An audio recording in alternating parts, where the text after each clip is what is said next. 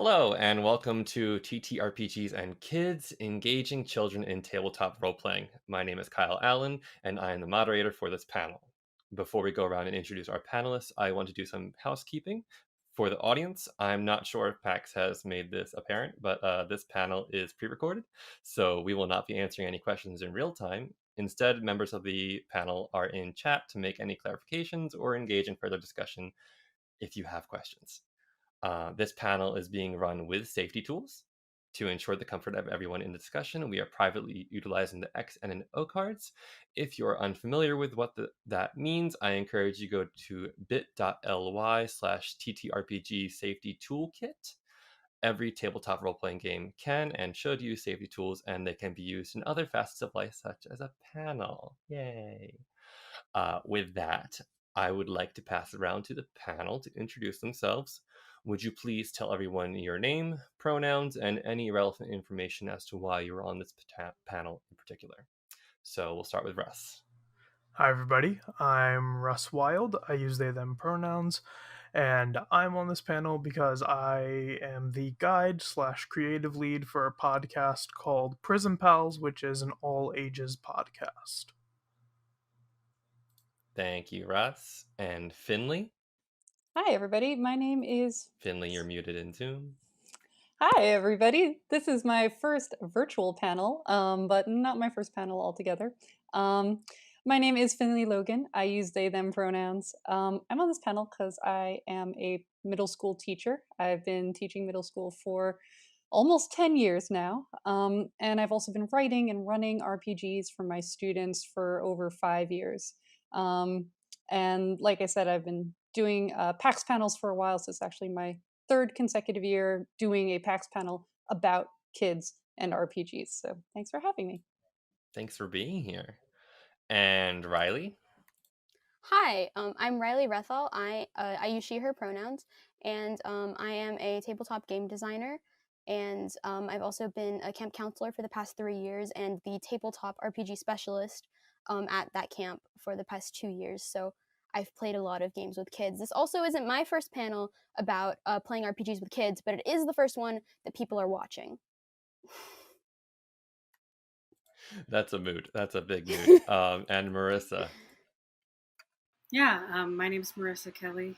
I use she, and I make games. I'm the co-owner of Magpie Games, and I've been invited because of my work on Epillion, a Dragon Epic, which is a tabletop RPG featuring dragons and how they grow up. My company has also released Masks: A New Generation and Wizard Kittens, the card game, which kids, young adults, and adults all enjoy. Super excited to have you.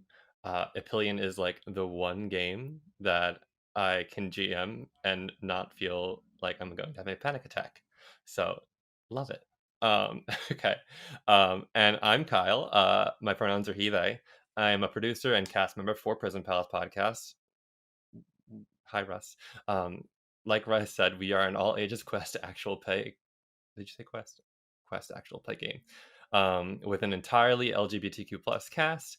I have also worked personally for a K-5 elementary school in latchkey services and as a substitute teacher for 5 years, as well as a grades 4 to 8 camp counselor. Nothing TTRPG specific working with them. I just work with the kids in other aspects, not assets.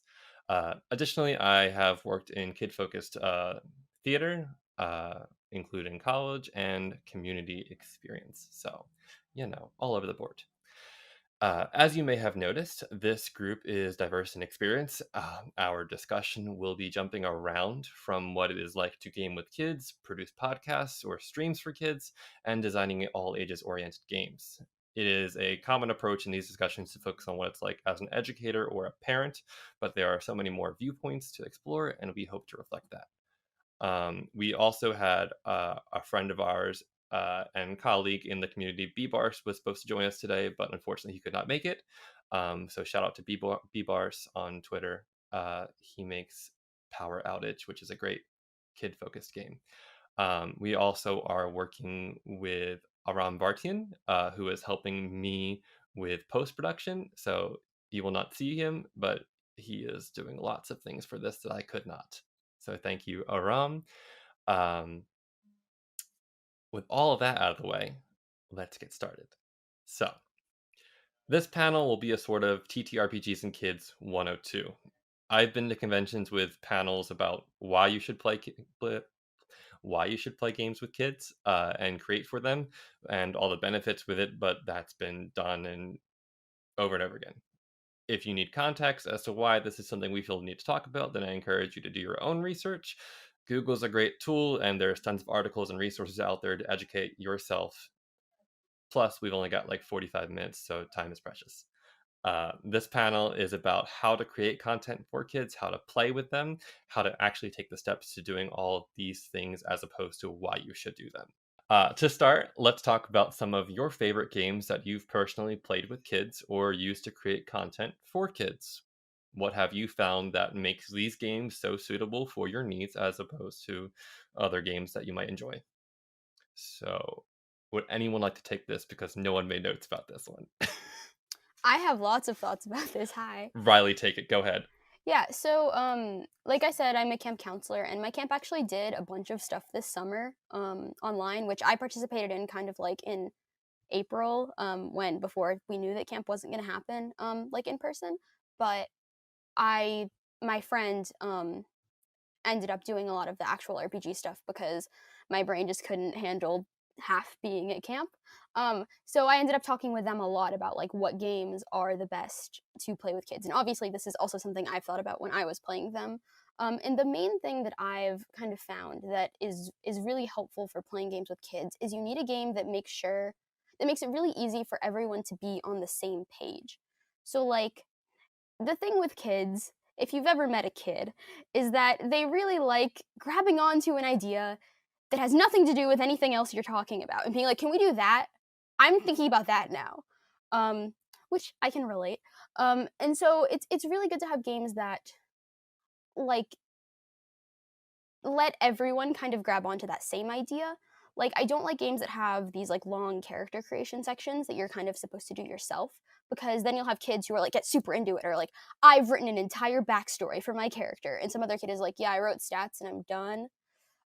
So that kind of like isn't great, and also just it's really good to make sure that everyone is involved. You know, even if you're not necessarily talking at that moment, that you still kind of have something to do. So you're always engaged with the story that is happening right there. So my absolute favorite game to play, not only with kids, but also, I mean, at any time, but especially with people who are new to indie RPGs, is For the Queen by Alex Roberts, which is a card prompt based game where basically you just kind of read a little bit of context, like you're on a journey with the queen, and then you're going in turns, flipping cards that have a question about like your character, your relationship to the queen, the land you're traveling through, something like that. And you don't have to make characters, the characters are made as you go. And what I really like about it is that it encourages asking questions, like follow up questions. So, you know, you're always listening to be like, oh, what if the thing you said has to do with the thing I said earlier? And so, like, you get to create these really, like, intricate stories in, like, this really simple framework. Um, Also, like, I will admit that everything that I'm saying also just is biased towards what I like in games in general, because I'm a kid. And so, like, I just really like card prompt games. I've played a lot of Spindle Wheel, though that definitely, you know, you gotta kind of understand that those themes can be kind of dark. Um, like The Quiet Year is a really good one because everyone's like drawing on the map. Um, you know, so that's kind of the big thing for me, is that you want games that you're able to kind of either like segment, or it just kind of keeps going. So like everyone is kind of following along the same story. You, I was with you until you said For the Queen, and I was like, For the Queen with kids? What? My Really, mind was it's blown. yeah, it's I actually ended up like DMing with Alex Roberts over the summer to like ask about stuff, being like, do you have a print version so I can print more of these? All the kids want to play it. And like she was saying, like, I never imagined like while I was writing it that it would be for kids, but I've just had so many people say that they've played it, and like there's always, my friend took out a couple cards when they played online. I only took out one, about like the queen touching you. Like, I don't need to deal with that. But like, as long as you say like the love doesn't necessarily have to be romantic, like the kids get it. They're Gotcha. fine. It's great. Anyone else have any? I was gonna say, so this is a very popular game. A lot of people have played it. Honey Heist. It is a very simple game. The premise is very simple. You are bears trying to steal honey. Go and do it. And in addition, like it allows for a suspension of disbelief that a lot of kids can access really easily. Kids are great at pretend. They're great at imagining things that like other people struggle with, especially people who play like heavy rules based games often have a lot of difficulty just doing things for the sake of doing them and not because there's a rule to back it up. So I think that like Honey Heist or like a lot of rules like games, in addition, like lasers and feelings would also be a good system, especially with how many hacks there have been of lasers and feelings. We recently, for Prison Pals, did an episode of a hack of lasers and feeling that's called Magic and Mischief, which is a magic school based hack of the game. And it's really easy to roll for things, and it's really easy to do things, and there's no specific rules besides like have fun and like see what happens. So I think that like having those sort of games in the same sort of way that like you don't need to build your character right away, you don't need to know all the information about them.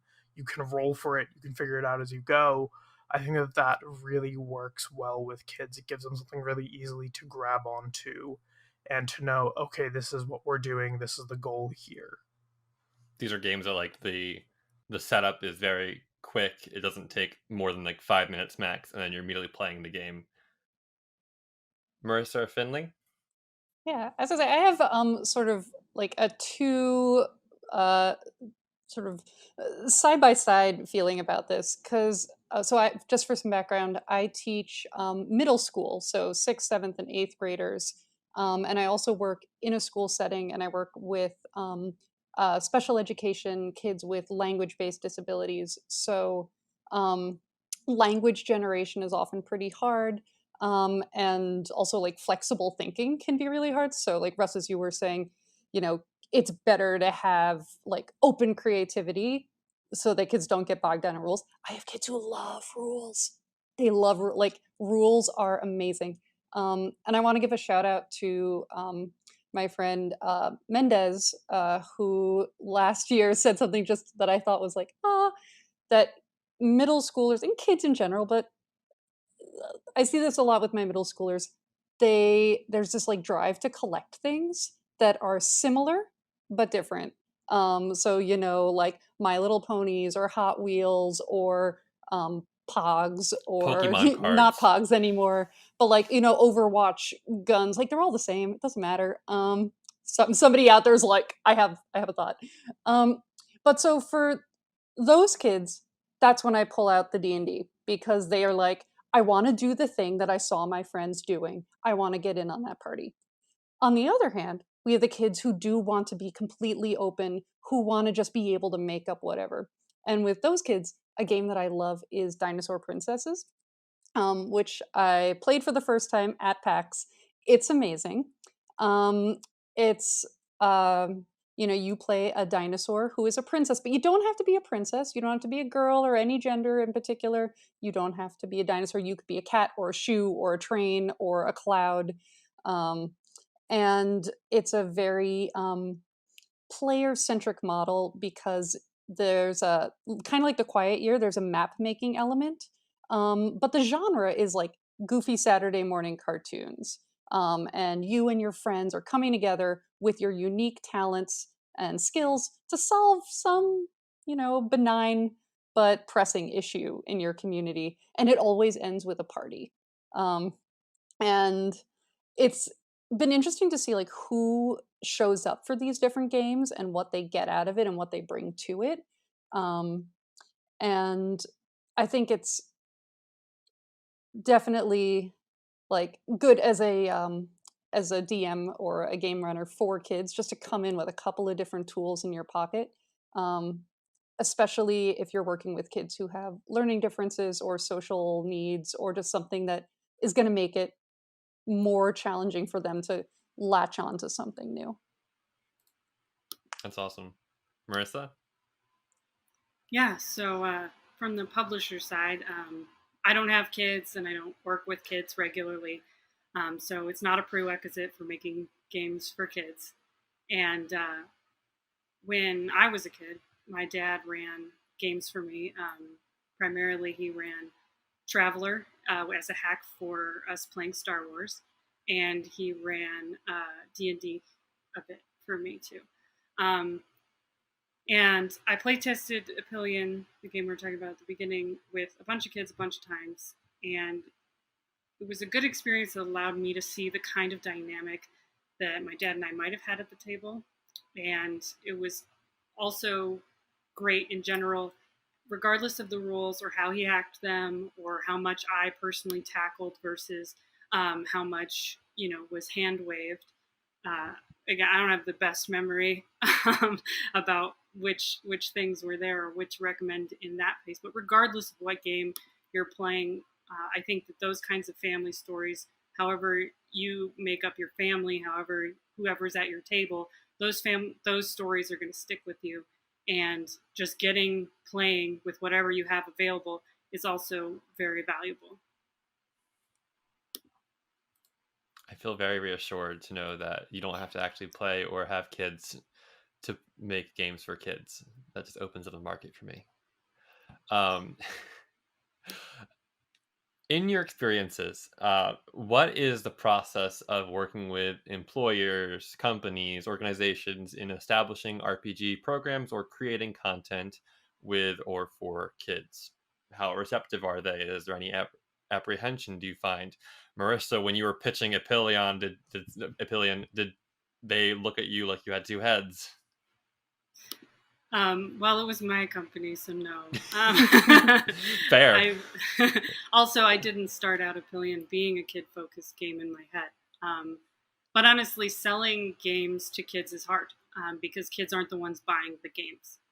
So when you're marketing a game, it has to be marketable, period. Like, if you want a broad reach, you need to make a game that reaches people. If you're just making a game that you're, playing with your class, you have a lot more options, a lot more tools available to you. I know a lot of people, teachers who've already made amazing games that they can play in the classroom. But when you're making a large scale product, it's just a whole nother animal. Everything from the art, from what we had to, moving forward, if I were to redo Apillion, for example, like, there's just so many things. If I'm marketing to just like a kid's audience, like the My Little Pony game that came out, like, we know that there's an audience of adults that will buy that game, right? That's not really a gamble. It's not really a risk. But for your own IP that you're developing that's for kids, it is somewhat of a challenge to navigate all those spaces on who is your audience, because it can't just be kids. It's got to be kids and what adults that are buying that for their kids. Setting up programs that incorporate that, like working with an established entity like a school or some kind of program that can help fund your development, is a nice way to sort of navigate those two spaces. Make sure it gets played, make sure it gets the audience, reaches the audience it needs, and make sure that you can, like, sustainably make it and make it the product that it needs to be. And I can talk a little to the process of setting up with a school environment. I think if you're considering starting up an RPG program in your school, like, this is, I have to imagine, the best possible circumstances that you could be doing that. There's such a, like, sort of broad awareness of the benefits of playing, as Kyle was saying, like, we're not even covering that because that, it's kind of understood at this point that it is a beneficial thing for young people to be engaged in. And when I first started getting into role playing games at my school, it was actually for the purpose of establishing better connections with my students. I had some kids who were just really going through a tough time and they were hard to reach. And I was like, I know what I'm going to do. I am going to put, like, monsters into their math worksheets. And it gave us, like, new things to talk about and established a connection. And teachers and anyone who works with kids knows it's all about relationship building. So when I first approached my administration, said I want to do this during lunchtime, really their only concern was that there might be kids who wanted to play but were excluded just because of space and time considerations. Um, and that was easily addressed. We set up a sign up sheet and a rotating schedule. Um, but like, what an amazing problem that the real impediment was that too many kids might be interested in. Um, and yeah, like anytime I've mentioned it to other teachers or families, the response has always been super positive.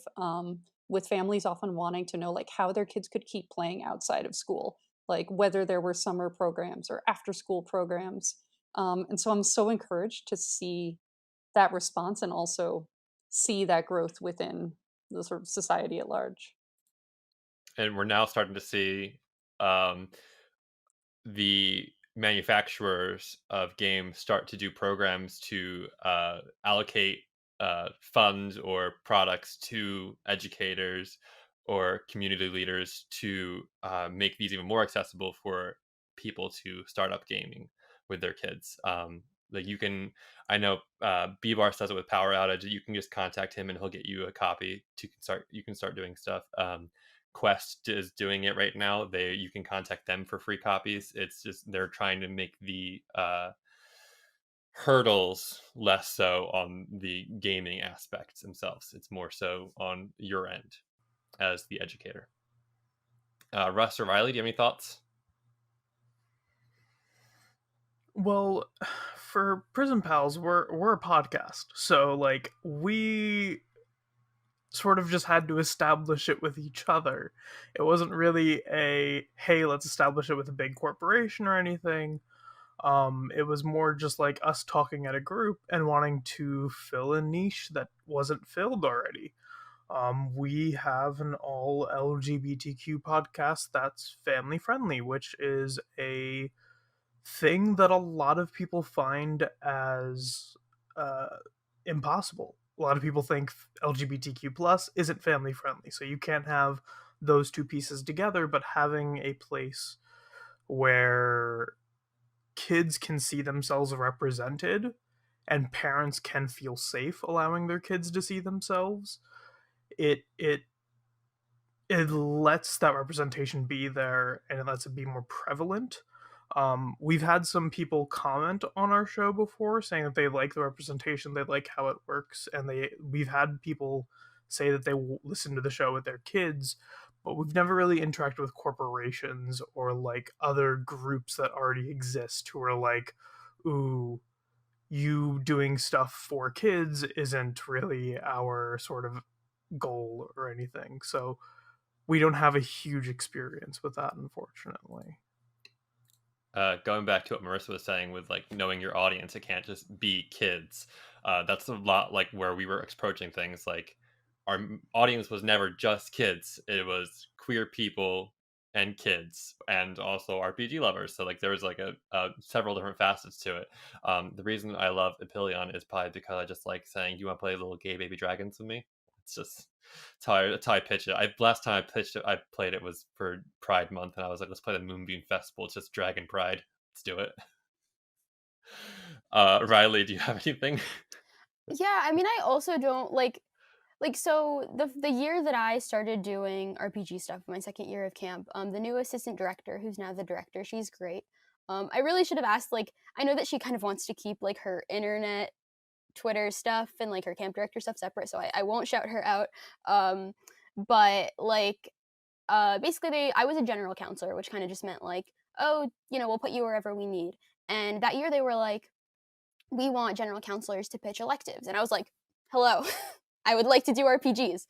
And so I did, me and my co-specialist, or, my, at that point, co-person, Rose, we did 1 week of a Dungeon World elective. And then we were kind of thinking like, it would be so cool to like play the Quiet Year and then play Dungeon World in it, like as a 2-week thing. And I just mentioned it to the assistant director. She's like, and it like kind of being like, oh yeah, like maybe we can do that third session. I don't know. And she's like, oh yeah, that's great. Let's do it next week.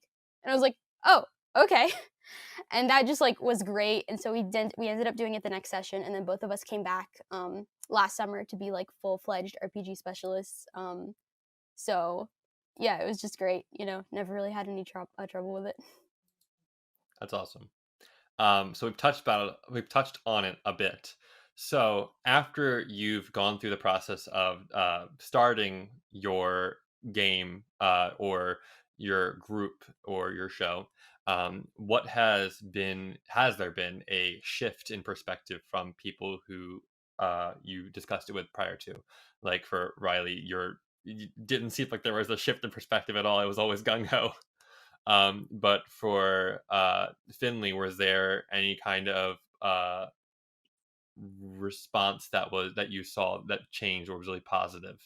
Um, No, it's continued to be a positive reaction from administration, from parents, and from other teachers. I think the only like one hiccup I have is my co-DM and I were at one point catching up on our weekend campaigns in the hall, and another teacher looked by and was like, gave us this look, and then was like, "Oh, well, you're talking about your club. It's okay." So we were probably talking about like chopping up monsters or casting some kind of dark ritual and summoning elder gods. Who knows?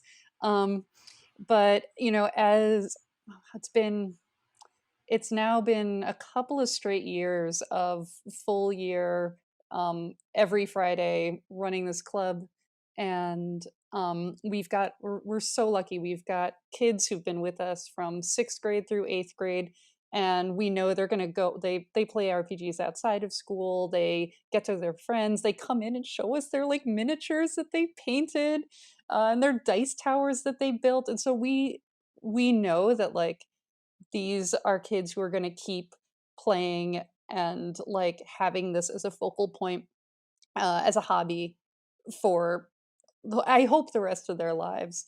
Um, but you know, we I think like in a school, it's a really important niche to have of like a an activity of an extracurricular that's it's not sports, it's not art necessarily. It's uh it's like bounded by rules and is structured. Kids know what to expect when they come in. They know that they're going to get like some social time. They know they're going to do something fun.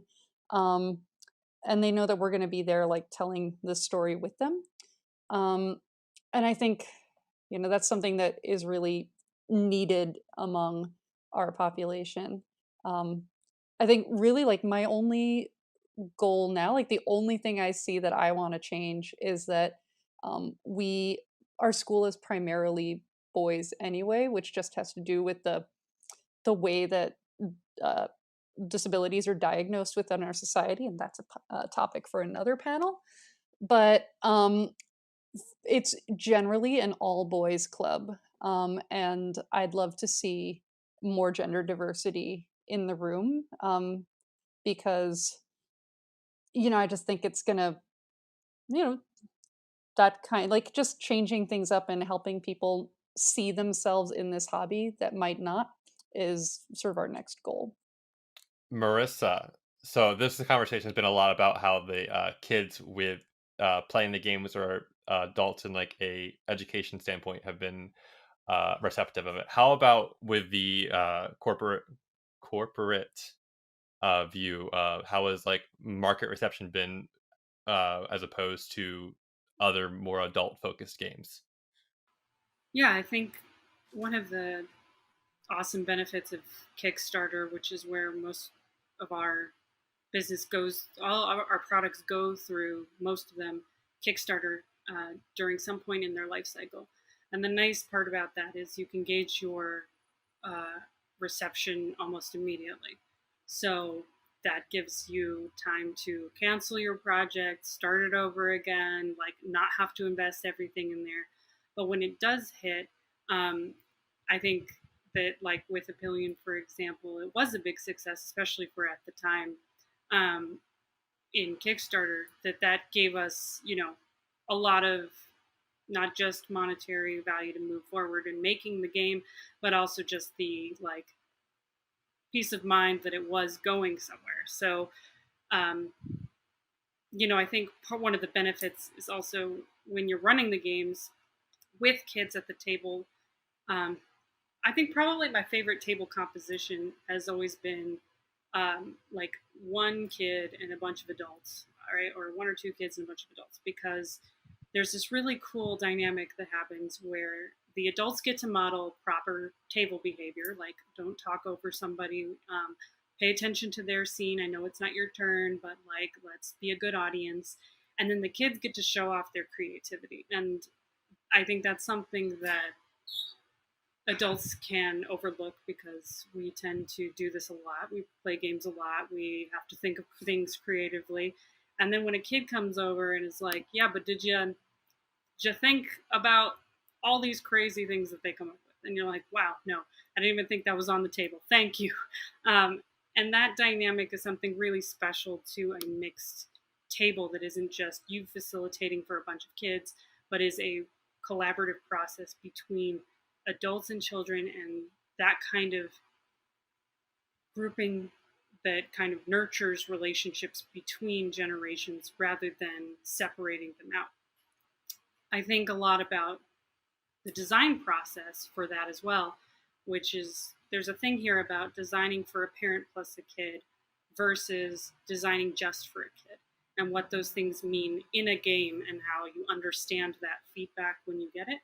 So, for example, like the whole Sesame Street Blues Clues thing, where Sesame Street was designed to be appealing to parents and kids, so the parents could watch it as well and be okay with having it on the TV in the background. Whereas Blues Clues was designed just for kids and aired on TV in the same slot at the same episode for a whole week, meaning that the kids could then watch it every day and basically learn the episode. But obviously, that is not intended for parents' pleasure as well. So I think, again, it kind of goes back to knowing your audience a little bit. What program are you running? What game are you designing?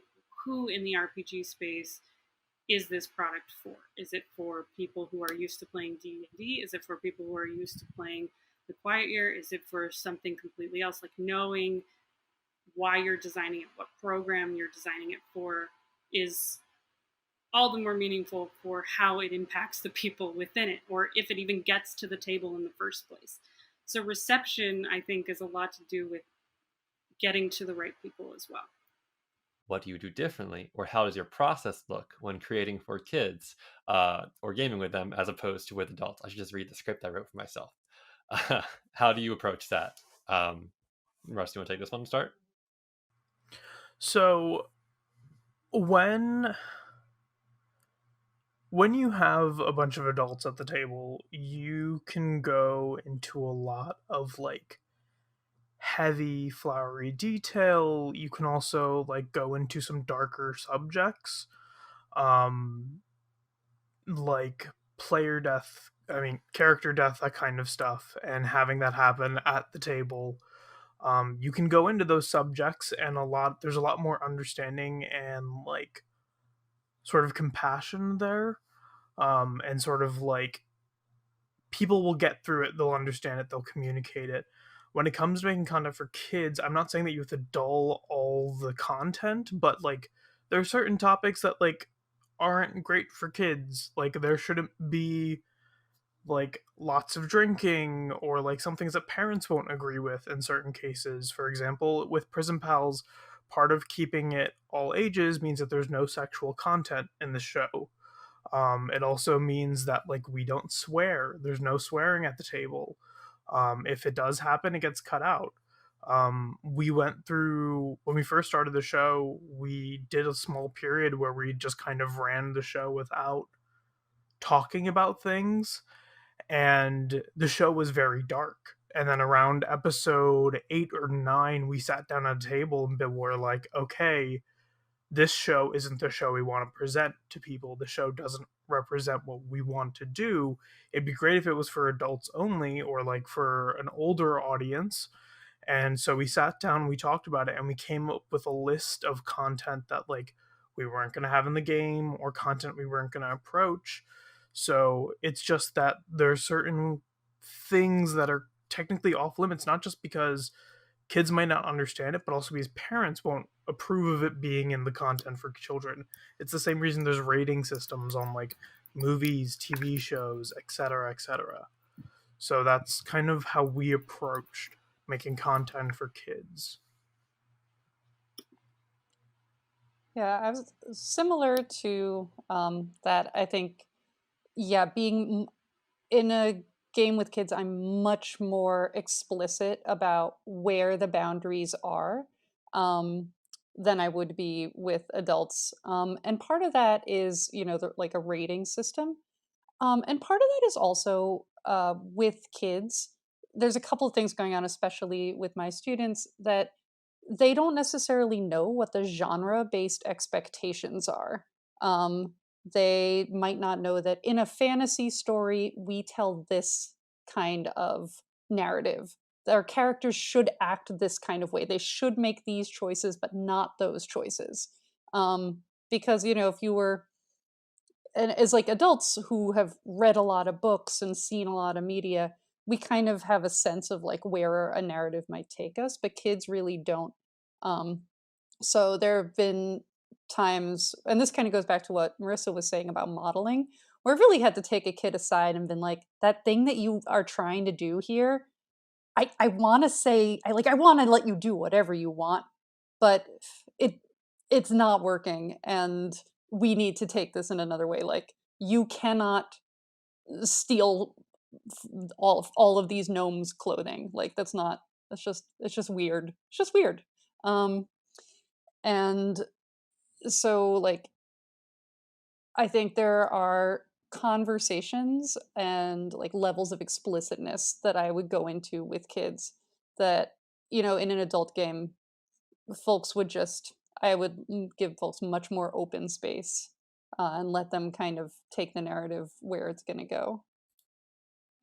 I think it's important when playing any games, like I said in the beginning, safety tools have become such a very important aspect of playing RPGs with anyone. When you have them in place, whatever you choose to use, because there's so many different ones you can use. Like playing with kids, there are tools. I think like the sunflower, like the color flower, whatever it's called, where you can. It's very kid friendly, bright and colorful, using like the stoplight colors green, yellow, red.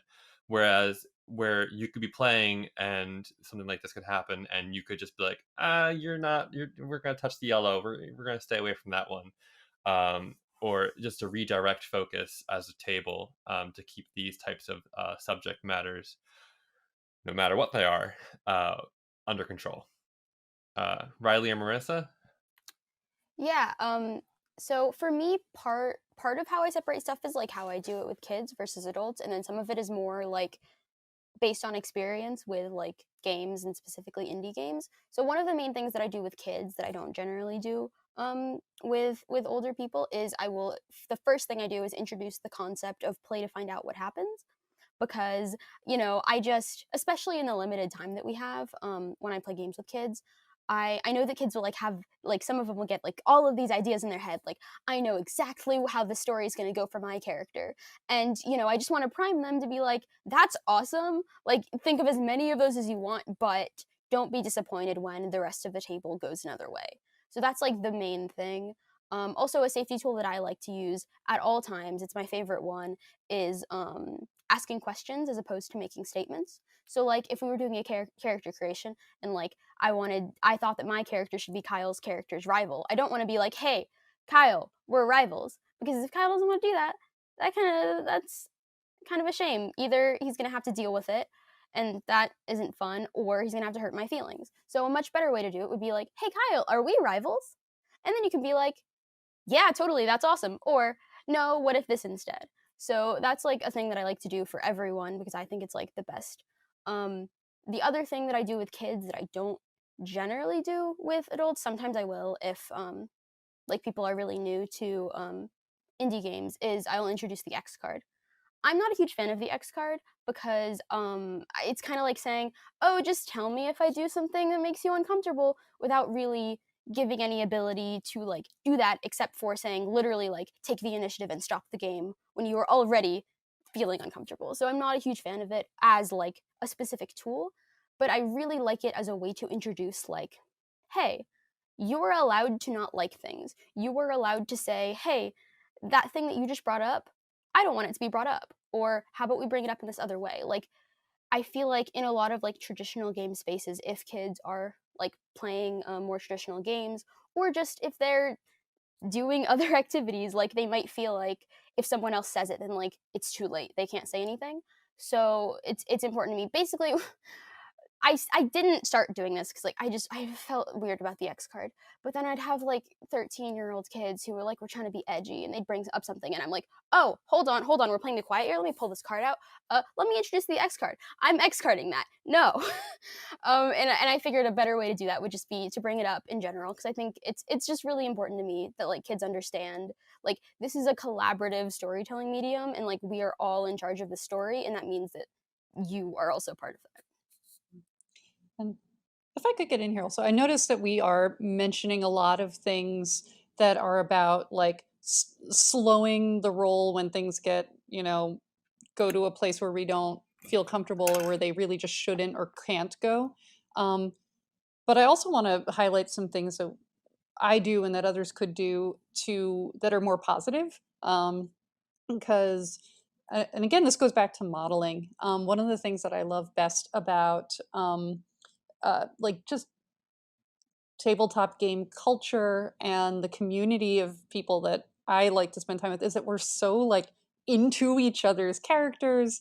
People really celebrate each other's accomplishments. I know that in a lot of apocalypse games, there's in the like DM instructions, there is, be a fan of the player characters. And I think kids need us to encourage them to do that. Kids can be very self-centered. They are the focus of their own world. Nothing wrong with that. But in a kid game, I'd be more likely to really take time to, encourage people to draw each other's characters, or to, put in a mechanism to say like, all right, this person is doing this action. What can you do to like build on that? Even if it's not part of the mechanics of the game, but like almost character icebreakers. I think like adults will sort of develop that positive culture a little more naturally, especially if they're friends. But kids have to learn it, and they have to see us like encourage it and model it. One of my favorite safety tools to use is stars and wishes, where you go around and you like highlight something that someone else did and what like your favorite moment that they did during the session, or you say what you hope to see in future sessions of the game you're going to play, just to instead of uh, like you said, instead of focusing on the negative aspects or bad things that might have happened with safety tools, pushing it towards a positive and flipping it, making sure everyone walks away with something hopeful or encouraging. So it always ends on a good note. And Powered by the Apocalypse games do that a lot with their uh, written mechanics. Like Masks, I'm thinking of has like their team moves where when you do something, when you are like celebrating with someone, you have a move. Or Apillion has the virtues that you have to encourage. You have to reward when you see people display them. So I don't know if Marissa wants to talk about those.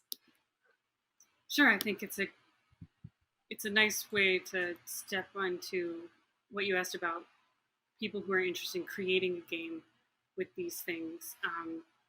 I think for me, it usually comes back to what do you have to say as a designer. So what stories do you want to tell, and then how do you make the game the best that it can be? So for Apillion, for example, it didn't begin, like I mentioned, as a game for kids, and I resisted that framework pretty heavily. I wanted to play dragons, and I wanted to be like just like cool token stuff, but with dragons, because dragons are way cooler than people.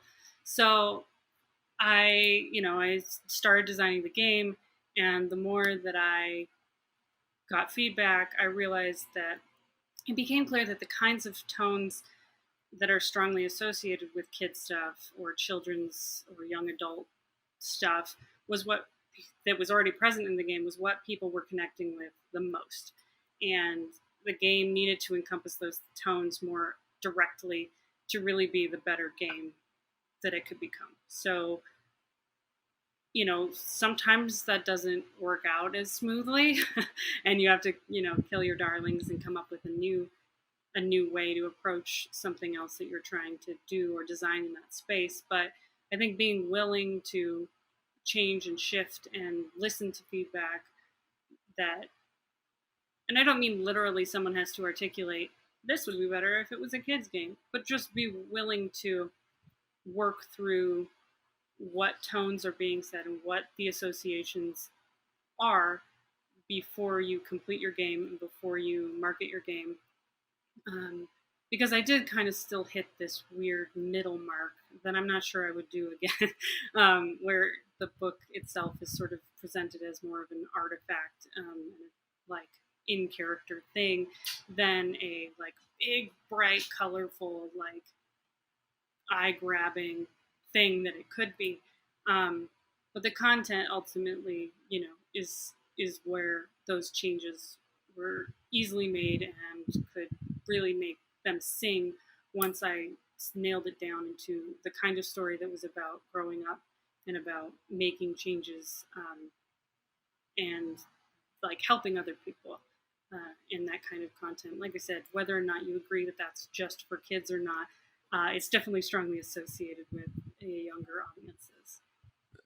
Get through it as quick as possible. But so the next question is, let's take this a step further. So we've been talking about how to not approach, like Finley said, how we've been like, the negative aspects or like the how to steer conversations away from deeper topics or topics we can't focus on. But a lot of role playing games are designed and utilized to explore those deeper topics. They are much more diverse and profound than just regular fantasy or sci fi or supernatural themed games that we play for pure escapism purposes. Can we talk about how we've used role playing games to explore more sensitive subject matters in the context of kids? What is that process like? What do you feel is important in that endeavor specifically? Anyone want to take that one first? Sure. So personally, I try not to underestimate children. If adults don't want to play the game, it probably won't be particularly moving for kids either.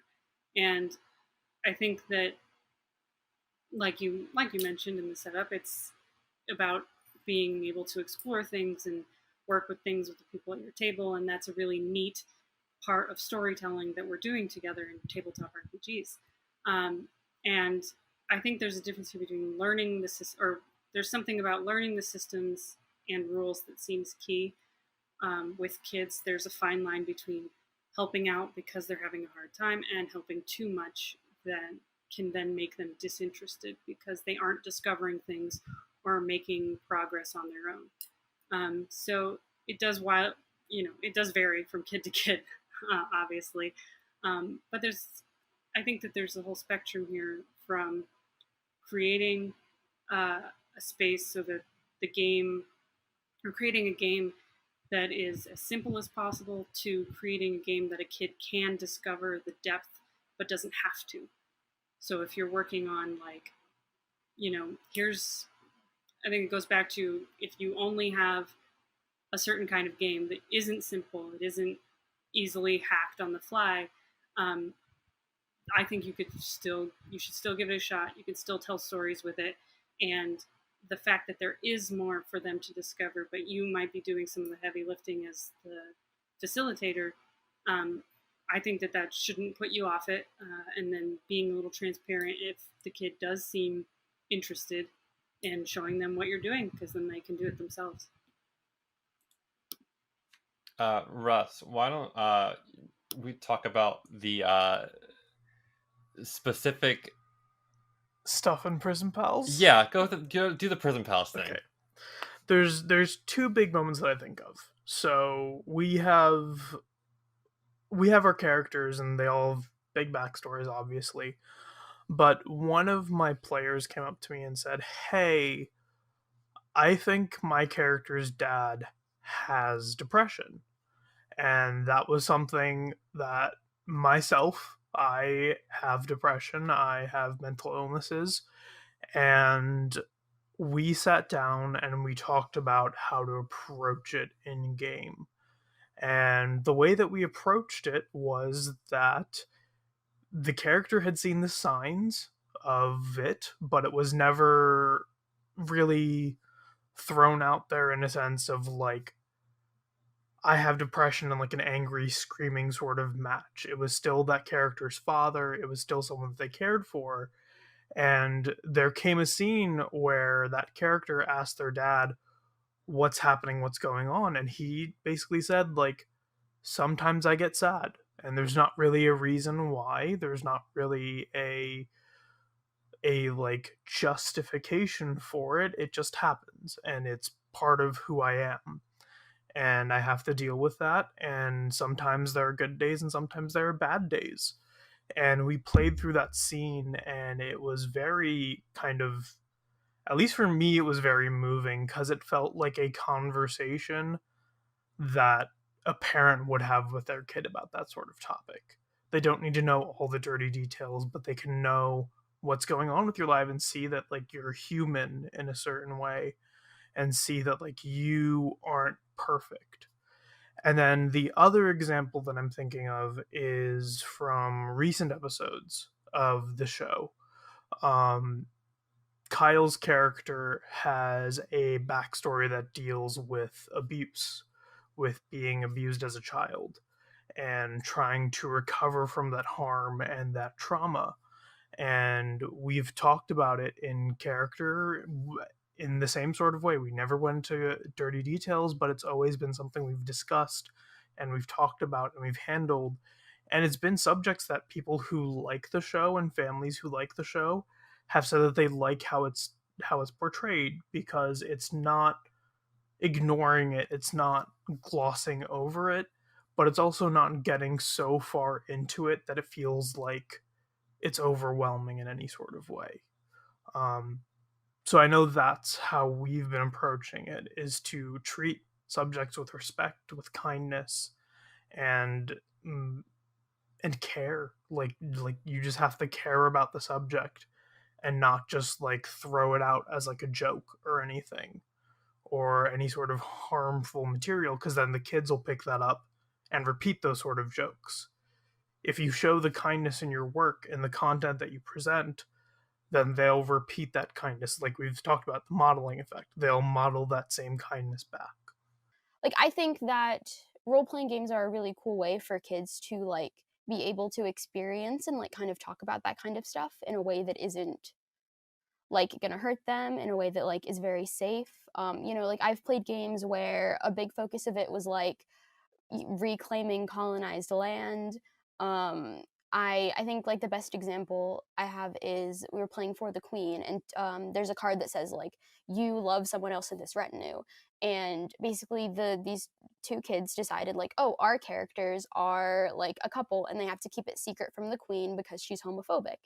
And like obviously immediately I was like, okay, is this something you're cool with exploring with the rest of us? Is this something everyone else is okay with exploring? And they were, and so it ended up, being not like a huge part of the game because there were a bunch of other things that were going on at that point.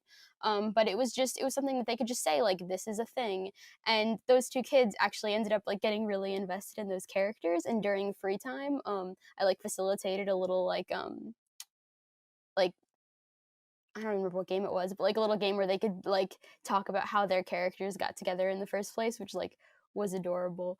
Um, but I think it was really cool like that they could just tell this story that kind of was a reflection of their own lives in a way that like was in a safe place where they felt comfortable doing that.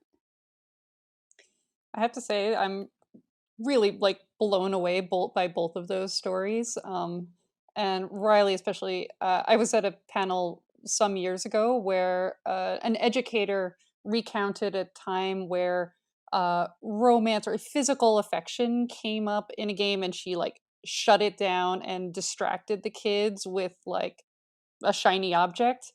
And I remember feeling like that was so, it felt really like violent in a way. And I think that's a great example of how like you can, depending on the age of the kids and like what your lines in the sand are, like you can deal with romance or, you know, more maturing topics in a way that's safe for everybody by like getting consent, checking in, and like making sure it's like within people's lines and veils.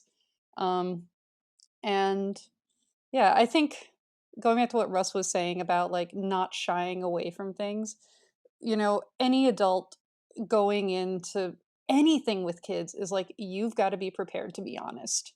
Um Emotionally honest and like materially honest. Um if you are like lying or hiding things or like refusing to validate and honor what kids are bringing, they'll see that. um, on the other hand, like if something comes up and you need a minute, just like you would for a player, you know, you can say, "Huh, you know, whoa, I wasn't expecting that to come up in our story. Let's take a minute and see how it's going to all play out." Um, but like kids have, if you give kids the space, I think they will bring things to you.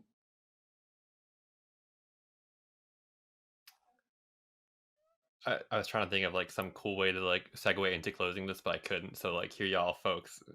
I hope the audience likes that. That was a great conversation, and you just made really good points. And my brain said, "Cool." So, with that, we are going to be ending our panel. Let's quickly go around and do some outros. Where can people find you uh, on the internet? Personal lives, if you want to do that, I don't know. If you have a preferred method of contact, if someone wants to contact you, professional inquiries or whatever, and if you have anything to plug or promote right now. Russ, do you want to go ahead and do that first? Sure. My name is Russ Wild. You can find me on Twitter at Russ Wildest. I am also the guide for the Prison Pals podcast, which you can find at Prison Pals on Twitter. Yeah, that's all I really have right now.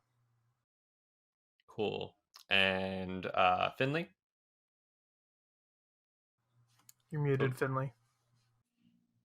you're doing so good. So, since this is a professional outing for me, you can find me on LinkedIn, Finley Logan on LinkedIn.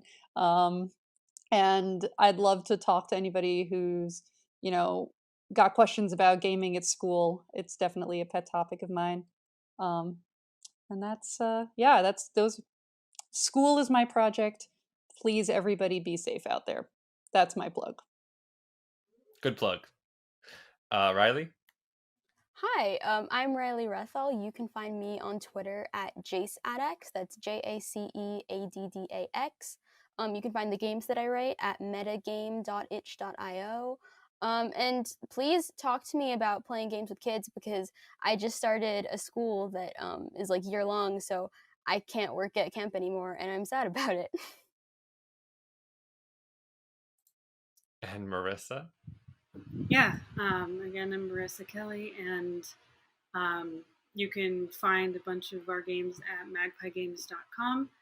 That includes Apillion that we've been talking about here, Masks, as we mentioned, Wizard Kittens, our card game, as well as Root, the tabletop RPG. And many, many more. All right, and I'm Kyle. You can find me on Twitter at SuperQueero. I'm also a game designer now, kind of, sort of. I'm trying. I'm on Itch.io at SuperQueero. I've made no games for kids so far, so I'm doing great.